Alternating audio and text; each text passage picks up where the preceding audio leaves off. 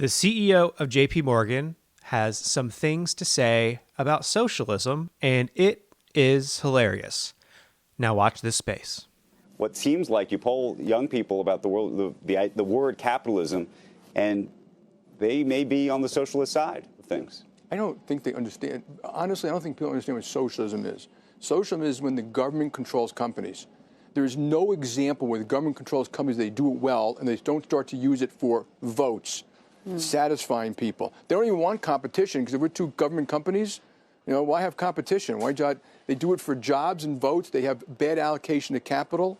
Most state-owned enterprises don't do a particularly good job. Just take a look around the world, and they become corrupt over time. That does not mean that capitalism is perfect. It doesn't mean that every public company is perfect. No, there are flaws. Do you think that Bernie Sanders or Elizabeth Warren are socialists in the construct that you talked about it, or in the construct of this idea of a democratic socialist, which is something that may feel more European in some ways? I don't want to talk about any particular people. But if you're talking about governments controlling corporations, that's socialism. You can do it in a small way, or you can do it in a big way. The small way is to put a commissar on your board. Remember the old Russian commissars? That's all. They're just going to sit in the room, or do it through regulatory or stuff like that. The other way is that they actually own the company. And, that's why if you look at all these other countries, they start to take over the oil companies and the steel companies and the utility companies. And the banks. And the banks. And then the banks start making loans not to a good company, not because they're properly allocating capital to its highest and best use, but to keep that factory open, the bridge to nowhere, to make sure the mayor doesn't lose jobs in his town. And once you do that, you will have an eroding society.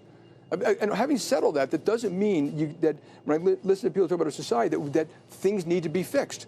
They do need to be fixed. Inner city schools, infrastructure, education, healthcare. We could fix all of those. What'd you make of in a capitalist society? So first of all, he's getting into semantics because he is feeling threatened by the rising tide of people who are more sympathetic to the cause of socialism. And what he says, I mean, yeah, I guess it's true. It depends, I mean, really, socialism is a society structured around the needs of the people, not the needs of the capital. That's what socialism is, and that's what a lot of these people support. And the way he describes it is, he's explaining failed systems. But we're America. We're better than those systems. We're the greatest country that ever existed. Don't you think we can make it work? The greatest democracy that ever lived could democratically run corporations. I mean, we're already bailing them out. And this is the true irony here, because Jamie Dimon was a multimillionaire before the 2008 crash. And then his bank was bailed out. Millions of people lost their homes. Millions of people went bankrupt. Millions of people lost everything. Jamie Dimon became a billionaire. Jamie Dimon is a billionaire because of corporate socialism. So the fact that he wants to rail against a version of socialism that would help the working class speaks volumes as to what these capitalists really believe. Jamie Dimon is not a capitalist, he's a corporate socialist. So AOC clapped back at this. Bob Dudley, the outgoing CEO of BP, specifically mentioned Ocasio-Cortez in an interview with CNBC on Thursday. He called their proposed Green New Deal to combat climate change completely unrealistic. Similarly, Jamie Dimon of JP Morgan took aim at socialist policies in a separate interview with CNBC, and he did that at Davos. He argued that socialism would lead to an eroding society, arguing that lawmakers pushing such an agenda don't really understand how it works.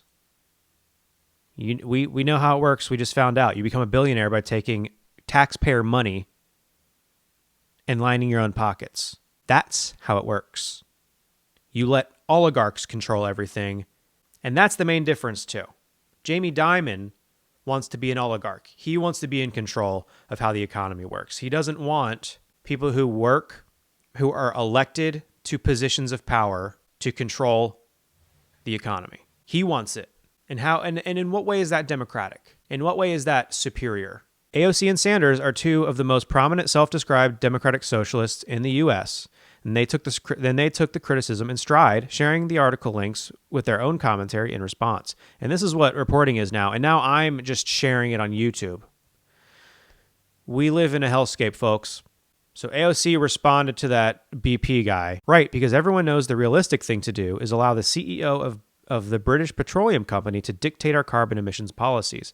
So that's the perfect example. It's this kind of myth of like these czars of like in Soviet Russia, and it's like no, the goal for taking certain utilities under public ownership is so that instead of being dictated by an oligarch that's nominated by shareholders, so millionaires and billionaires selecting another millionaire to control how all of this works, we instead have a democratic process that we vote on that person, and the people who work for those companies vote for that person, so that it's a democratically constructed society as opposed to just a political system that's democratic. Like, why is that better? Why is some random chode who has lots of money, why are they more capable of running JP Morgan or BP? Why is that?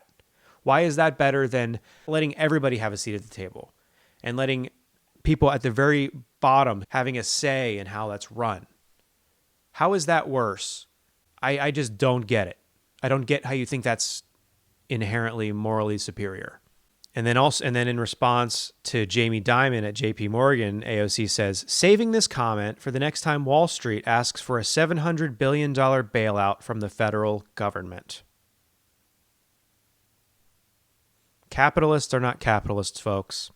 They want your tax money to line their own pockets and then act like you're a crazy person for demanding a society that represents them.